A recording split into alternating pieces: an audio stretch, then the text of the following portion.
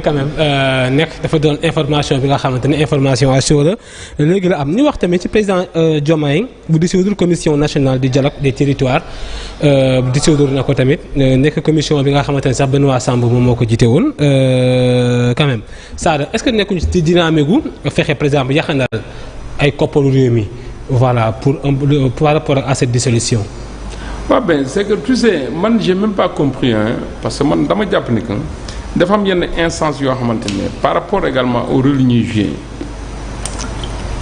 dafa am instance yoo xamante ne par rapport ak rôle yi ñuy joué li ñu war a dissoudre pour yàq na je crois que c'est pas ces instances là tey boo jëlee les instances de microfinance yu bëri au Sénégal et également d'après ñoom ce qu'ils envisageaient de faire par rapport à certaines instances comme aux collectivités territoriales comme également le Conseil économique, social et environnemental. C'est vrai qu'ils ont toujours un alibi de dire que nous, on n'a pas une assemblée, on n'a pas une majorité à l'Assemblée nationale, le moins c'est un alibi. Mais bi instance, le budget c'est à la hauteur de combien? Et quelle est l'importance également? Quel rôle instance bi la doon jouer? Man ci loolu laa koy mesurer. Et il l'enlève pour proposer quoi? Et instance de dialogue boobu.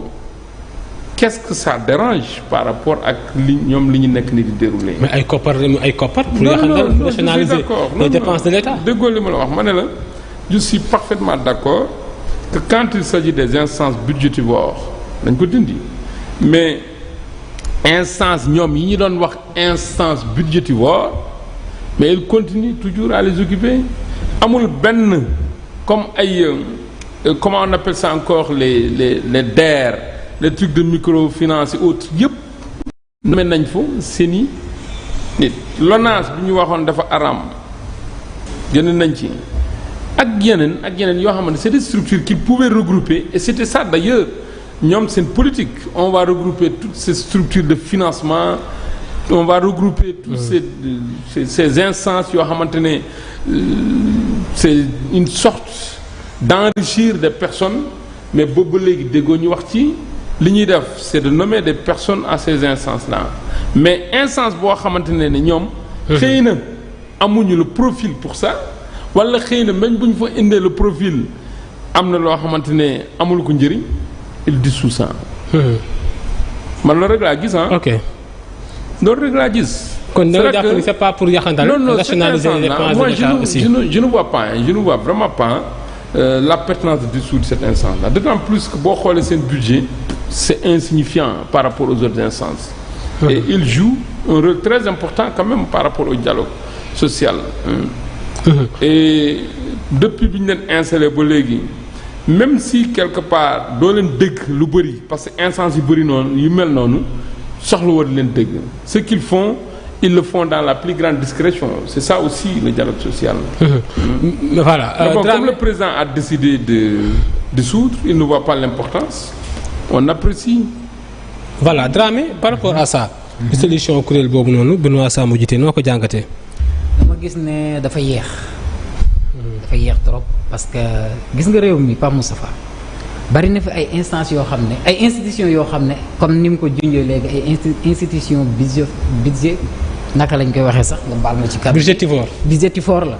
lekkukaay xaalis quoi. lekkukaayu xaalis la bariwul njariñ parce que njariñam c'est-à-dire fan lañ koy natte mooy nan la njariñam di yeggee ci Sénégalais yi tey boo génnoon nga def sa micro territoire fii dans les rues là nga laaj Sénégalais yi ay CESE conseil économique social environnemental ay CESE bi au conseil du dialogue HCCT yeneen ak yeneen même ba ci bi femme bi jiitoon Innocence Ntap Ndiaye ak bi maire bi jiite affaire dialogue bi ba ci bi Benoît Sambou bi jiite ak yeneen sax yoo xam ne ñi ngi ñëw man dama gis ne c'est-à-dire mooy mën nañoo jël alal ji ci nekk dugal ko feneen le président Sall bi mu ñëwee à l'époque 2012 bi mu ñëwee noonu la defoon Sénat da ko dindi woon parce que laata muy toog dafa waxoon ne même Assemblée nationale bi ak Sénat yu mel noonu ñoom dañuy lekk xaalis mais bu ñëwee xaalis bi daf koy jël mu dugal ko ci mbënd bi Macky Sall à l'époque loolu la waxoon mais bi mu ñëwee effectivement dafa dindi Sénat mais ba mu ko dindee après dafa dem créer waat nag yeneen ak yoo xamante ni yooyu ñoo gën a pire foofu li Sénat doon lekk ci xaalis. moo tax ma gis na daal vraiment dindi gi dafa yeex te xam naa ne yeneen yi ñu ngi ñëw nan xaar ne danañ ko. comme par exemple feneen fi may duggee tuuti fi mu wax mooy am na ci yenn institution yoo xam ne ba léegi ñu ngi fa nommé seen i dañ mooy régime bi nga xamante ni moo fi nekk. absolument parce que mënuñu leen a bàyyi noonu ñu vide mu nekk ay sièges vides. taw désoudre gun ko parce que mbir mi da ngay liggéey ndànk-ndànk gis nga li ñuy wax naan Sëñ Fallou daf doon wax ne tepp moo gën yu réet am réew du ay caaxaan du ay fo du ngay ñëw rek tay ci ñaari weer ñetti weer nga mën ko liggéey mu jeex ñu mën la ca natt xayma la ca non dañuy def ndànk par ndànk pour matale projet bi ba insha allah li ñu war a def yëpp dina ñëw bu demee nag ci yeneen élection yi nga xam ne moom mooy ñëw dans 5 ans suñu kanam bu boobaa sénégalais dinañ mais li ñuy xaar pour yeneen institutions yi quand même ay HCCT par exemple ak CSE lu muy xaar ba léegi pourquoi deseguñ ko ba léegi. boobu nag bon ñoom xëy na peut-être yenn information yi nga xam ne ñoom ñoo ko am garde ko pour ñoom man peut-être egguma foofu mais jàpp naa ne luñ ko gën a mën a gaawee daal pour dindi ko teg fi leneen loo xam ne tamit mën na amal njëriñ sénégalais xaaruñu ci ñoom benn yoon ñu dindi ko di fa teg leneen comme ni ko ñeneen ñi defoon yeneen régime yi fi jaar. ñu ko defee woon li ñuy xaar mooy buñ ko fi jëlee ñu teg leneen loo xamante ni dana amal njëriñ sénégalais yi te itam xaalis bi dina yegg fi nga xam ne foofu la sénégalais lambda bi. nekk quoi voilà Sada loo ci wax par rapport à ça. non c'est que xam nga quand tu entends les gens parler parfois. da nga ne est-ce que xam nañu njëriñ institution yi fa nekk. quand on parle de conseil économique social et environnemental. quand on parle de haut conseil des collectivités territoriales bu ñu waxee ne amul njëriñ c'est parce que certainement xamul lan mooy rôle ces instances là xam nga conseil économique social et environnemental déjà quand on parle d'économie quand on parle de social quand on parle d'environnement c'est pas des gens yoo xam ne politique rek ñoo fa nekk il y a toutes les obédiences syndicalistes yaa ngi foofu la société civile mu ngi foofu des journalistes c'est toutes les personnes censées être importants pour leur communauté ñu mën a joxe seen xalaat ci environnement bi ñu mën a joxe seen xalaat également ci économie Sénégal nu muy doxee yenn fonctionnaires yi wala yenn njaboot yi ñu war leen jàppale dañ ko fay waxtaanee. man li ma d'accord mooy de revoir la façon dont fonctionnent ces instances là mais pas de les supprimer. Au conseil des collectivités territoriales il joue un rôle très important. Maintenant c'est la façon peut-être ni ñuy doxee c'est comme l'Assemblée nationale aussi kenn mënul wax ne Assemblée nationale amul njëriñ mais aujourd'hui boo demee booy xool Assemblée nationale day mel ni que benn instance boo xam dañuy taxaw pour jàppale benn président wala dañuy taxaw pour jàppale benn régime mais askan bi impression boobu ngay am mais en réalité li ñuy liggéey ci biir dafa amal njëriñ réew mi parce que équilibre buy am dans un pays ce sont ces instances là ñoo koy indi crise bu mënti am également am na fu ñu koy régler am na ñu ci participer et ces instances là pour man c'est ce rôle là qu'ils jouent et loolu moo tax également ñu installé leen c'est vrai que le président Macky Sall avait fait sa politique en 2012 muy def campagne il avait promis de dissoudre le Sénat il l'a fait mais aujourd'hui ce régime-là qui avait promis de dissoudre pas mal d'instances waxuma sax conseil économique social et environnemental mais il y a beaucoup d'instances yoo xamante ne bi ñu waxoon ne dañ koy dissoudre mais ils ne donnent pas l'impression qu'ils vont aller vers ça parce que discours bi dafa commencer sax changer ça se comprend pour plusieurs faits parce que en réalité doon na ay nit ñoo xamante ne xëy na seen discours ñàkkoon xam lan mooy pouvoir moo taxoon discours boobu ñu koy porter mais aujourd'hui ni ñuy changer on comprend nettement qu'il commence maintenant à apercevoir c'est quoi la gestion d'un pouvoir ci discours benn mooy les partenaires étrangers ñu doon wax mooy également la façon de vouloir dire que nous sommes des révolutionnaires ou bien des panafricanistes alors que en réalité le panafricanisme c'est loin d'être un discours c'est des actes c'est des comportements. ok yaa ngi dégg baax ni ma wax. kuy taxaw ne man maa gën a jub ku fi nekk wala man politique bi may def moo gën a baax ci askan bi ci politique bi ngeen def boo ñëwee ci pouvoir dafay feeñ à tous les niveaux. ni ngay doxalee doo ñëw di créer des chômages doo ñëw di dàq ay jeunes yoo xamante ne qui ont été qui ont été embauchés d'une façon très légale. amul lenn loo xam li ñu ciy jalgati yoon. ci seen embauchement. nga ñëw yow jiite réew mi. ne xale yooyu dama leen di dàq te xale yi dañ bokk ci réew. doo ñëw également ñi nga xamante ne ñii. c'est des gens yoo xamante ne seen i xaalis bu leen lew la ñuy am seen suuf. ñu tabax di ci liggéeyloo ay askan di ci liggéeyloo ñu bëri. nga taxaw nga arrêté ko sans raison. pour soi-disant que way lu bon nañ tel parce que effectivement yeneen nekkoon xëy na impôt et domaine vous aviez ça en ligne de mire donc ñëw ngeen il faut que loolu ngeen xool nan ngeen ci amee loolu bokkul.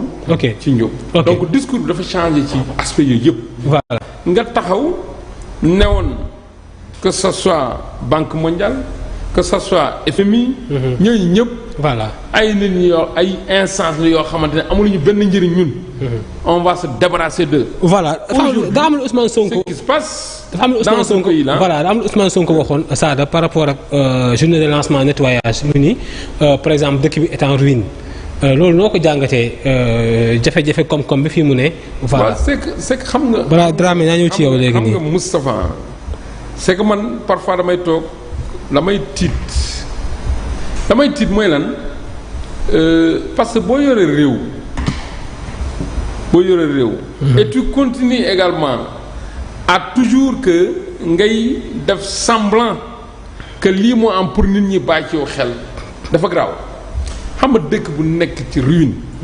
yow munoo en tant que PM ngay dem di assister ay prestations de serment librement avec une forte délégation jóge fu dem ci yeneen réew dëkk bu nekk en ruine comment se fait son PM nu mën a déplacer librement avec un avion présidentiel librement nga dem ñëw dëkk bu nekk en ruine le président de la République bu mu toogee ba léegi combien de voyages il a fait à l'étranger dem ñëw. ah mais loolu tamit daa bokk ci mission officielle quand même. que dëkk bu nekk en ruine alors que les fonctionnaires perçoivent leur salaire à partir du 25 tous les salaires sont virés dëkk bu nekk en ruine yow le président de la République yow yaa taxaw ne bu ma ñëwee. faj naa yóbbu naa à l'hôpital tel fan la ko jëlee dëkk bu nekk en ruine.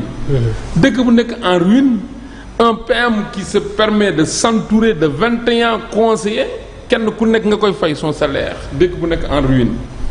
dëkk bu nekk en ruine. ok et on parle d'impôts yi mun a gérer dëkk bu nekk en ruine ngeen dem ab 450 milliards avec eurobond et on vous donne ça.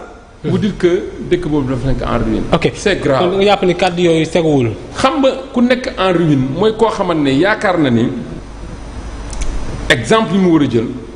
par exemple quand les gens se parlent de Paul Kagame est-ce que le Sénégal peut prendre Paul Kagame comme un exemple man mënuma taxaw au Sénégal may xeex 3e mandat may dem di assister à une prestation de serment de 4e mandat. avec 99% de voix. mais askan bee ko plébiscité aussi quand même pour Kagame. Tout le monde sait comment ça se passe. man mënuma parler également may nekk fii au Sénégal je me bats pour la démocratie je me bats pour la liberté je me bats pour le peuple may dem ci Mali boo xamante ne coup d'état lañu def toog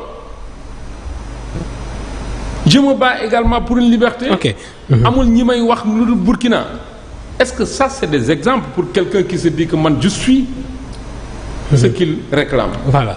Non, c'est voilà. qu'il faut que les gens... Et c'est vrai que les Sénégalais maintenant commencent à comprendre quand même cette personne-là. Voilà. Ils commencent à comprendre également ces tenants du pouvoir-là, comment ils fonctionnent. Et c'est heureux même, je dis bien man, que c'est heureux que ñu am mandat bi. man dama jàpp ne mandat bi dafay génne Sénégal ci benn phase boo xamante ne la façon d'élire nos présidents dina changer. voilà dina jeex quoi. voilà Dramé par rapport à ça naa ñëwaat ci yow Sada par rapport à ça dégg nga lu Sada wax quand même par rapport ak bi en ruine gi mu ne bu ñu sukkandikoo ci Ousmane Sonko. loolu noo ko jàngatee. waaw jërëjëf Pape Moustapha dama bëgg nga may ma tuuti ma dellusiwaat foo xam ne daf ma cee interpellé. foo ma leeral ci. ñu ñàkk xam lan mooy njëriñu conseil économique social et environnemental ba nan ña fa nekk ci gan anam la ñuy toogee. loolu lu ñu xam la lu ñu peeg la ba toog ndax xam nañ ne dañuy dem élection. genn wàll gi ci des président moom moo leen di nommé. société civile ñoom ñoo fay nekk Sénégalais yi ñoom aussi tamit ñoom ñoo fa yóbbu journalistes yi enseignants yi ñoom ñëpp dañ fay am ay représentants ci lu ci noonu tamit au conseil de dialogue territorial du question dañ leen a ñàkk xam lan mooy seen njëriñ. aussi tamit waxuñu benn yoon ne amuñu njëriñ. mais li nga xam ne mën naa ko samp comme laaj nga mën ko laaj te yow sax mën naa la ko laaj moom mu mën ko laaj. mooy ban njëriñ la gis boo xam ne ñi ngi koy defal Sénégalais yi tey. ban njëriñ nga gis ci conseil économique social et environnemental boo xam ne yaa ngi koy gis mu nekk njëriñ boo xam ne tey Sénégalais yi ñoo ngi ciy gis seen bopp. man de gisuma ko. ok nga xam naa ne boo ko laajee am nga ci droit quand même voilà am nga ci droit. bare bari gisuñu ko. voilà mu yeneen ak yeneen yëpp quoi. foofu la ñuy waxee même bu ñu amee njëriñ tamit seen njëriñ jàpp naa ne néew na néew boo xam ne mën nañ faa jógee ñu teg fa leneen loo xamante ni moom mooy ëpp njëriñ. sa laaj lan la. voilà par rapport ak le pays est en ruine mu sukkandikoo voilà. waaw ku ne xam na ne réew mi. le président de la république son excellence Bassirou Diomaye Diakhar Faye keroog bi mu dajee ak taskatu xabaar yi fële ca palais de la république xam le ne nu mel noonu ne bi ñu fi ñëwee ay jafe-jafe yu métti lañ fi fekk bi ñu ko laajee sax li nga xamante ni moom moo di caisse comme ni ñu ko waxee bon caisse noire yaa xam tur boo ko mën a tuddee dafa wax ne moom tranche bi nga xam ne mooy première tranche bi fekk ko fi te loolu président bi dana si jot. ok ancien président bi le président de la République muy Macky Sall ci boppam loolu mën na ko démentir bu ko neexee. mën na ko weddi démentir bu ko neexee. réew mi nekk na si ay jafe-jafe bu ñu ko waxee c'est parce que loolu mooy dëgg parce que man de président Sonko muy président parti Pastef di le premier ministre Ousmane Sonko ak le président de la République muy Bassirou Diomaye Diakhar Faye. xaw ma ci ñoom ñàkk wax dëgg xaw ma ci ñoom aussi tamit wax ay caaxaan. dëgg laa leen xamee fulla laa leen xamee ak wax li nga xamante ni moom mooy ne li nekk ci ñoom. comme buñ nee rek réew mi dafa nekk ci ay jafe-jafe xaalis parce que buñ nee dafa nekk en ruine mooy réew mi dafa banque ci gàttal li mag ñi naan damaa banque. mooy dafa am jafe-jafe koppar. ah mais li mu wax est-ce que tamit mën na am jafe-jafe koppar mais bu nekkee ne dafa am jafe-jafe koppar loolu teewul réew mi di fonctionner ci li nga xamante moom mënul ñàkk parce que président bu waree dem teew fa nga xamante moom moo di. Rwanda mu yabal premier ministre bi proposé ko parce que sànq rek ma ñëw maa ngi déglu discours am bi nga xamante ni moom la fa def. moom le premier ministre moom moo demandé le président de la République ne ko dafa bëgg jaar Mali pour am ay tànk yoo xamante daf ko fay dox ci diggante Sénégal ak Mali. loolu bu ñuy wax exemple bu ñuy jël exemple ci yàq wala ndaataatal lax loolu ancien régime bi fi nekk ñoom dañ ko daan wax ñoom ñi nga xam dañ doon ànd ak seen premier ministre muy Amadou Ba ñu dem France jël fa ay hôtel yu gën a cher di fay par jour ay millions ànd ak seen gàngo ñooñu la ñuy wax yàq mais du ñii bu ñu nee réew mi dafa nekk ci ay jafe-jafe koppar loolu mën na nekk lu wér mais teewul lu mënul ñàkk danañ ko def.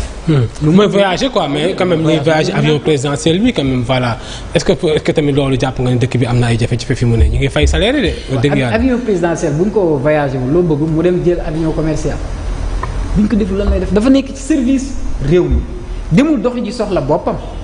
demul doxi ji loo xamante ni du yittee askan bi lim doxi ci turu askan bi la doxi ci turu président de la République Bassirou Diomaye Diakhar Faye foofu la dem kon bu ko président joxee avion réew mi c'est parce que wàcc na loolu mi ngi mel ni rek delloo nga naar ba dégg nga moom li nga xam ne moom moo di soow loolu amul gisuma ne benn jafe-jafe mu ngi ci l'essentiel lay yitte ji ak lay soxla ja na dem doxi ko dellusiwaat mais loolu tekkiwul benn yoon réew mi dafa nekk ci alal ju bëree kon jàpp nga sur le plan économique dëkk bi moom fii mu ne ça va quoi lépp a ngi dox non pas ça va pas avant nekkul ne lépp a ngi dox waxuñu ne lépp a ngi dox mais dama ne sur le côté administratif loolu mënul ñàkk réew bu nekk sax ci guerre teewul day doxal réew mënul ñàkk parce que tamit fonctionnaire yi faaw ñu fay leen enseignant faaw ñu nit ñi faaw ñu liggéey journalistes yi def seen liggéey transport bi dox te loolu ci la xaalis di circuler mais ñi nga xamante ni ñoom ñooy ñu nu élire ñu war a liggéey askan bi aussi tamit dañuy génn dem liggéey mais du ne réew mi amul xaalis rek dañuy toog croiser les bras réew mi mën na ñàkk xaalis parce que xaalis bi fi nekkoon ñoom ñi fi jiitu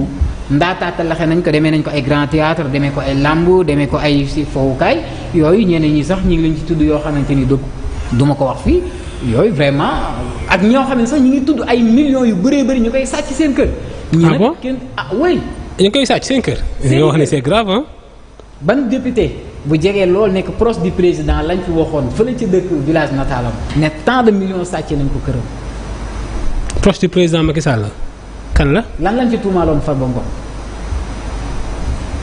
dëkkam këram ñaata millions lañ fa jëlee woon. après ñuy wax ne chauffeuram lañ ko jéeñ kii moom mais c'est-à-dire lan la ko fay sax denc dadul sax yoon réew bu normal bu légal ay millions da nga ko dul jël wala ay milliards da nga ko dul jël di ko denc ci kër loolu dëppwuta sax norme bancaire du dëgg waxantuma laa nag insécurité ba muy créer foofa ak yeneen yi nga xam ne mi ngi koy jur bu fekkee ne loolu lu jub la lu tegu ci yoon loolu na dem denc ko ci banque yi bu fekkee ne moo ko wax la rek ne la ak moom ak ñeneen ñoo xam ñu ngi leen di tudd ci loolu man nag waxuma moo def waxuma deful mais dama ne la ñi ngi leen di tudd ci lu mel noonu waaye ñii moom dégg boo leen ñu tudd leen ci benn yoon te nag li ci kanam rawuli bët dese nañ lu mat 5 ans ci kanam wala boog 4 ans ak ay quelques mois incha allah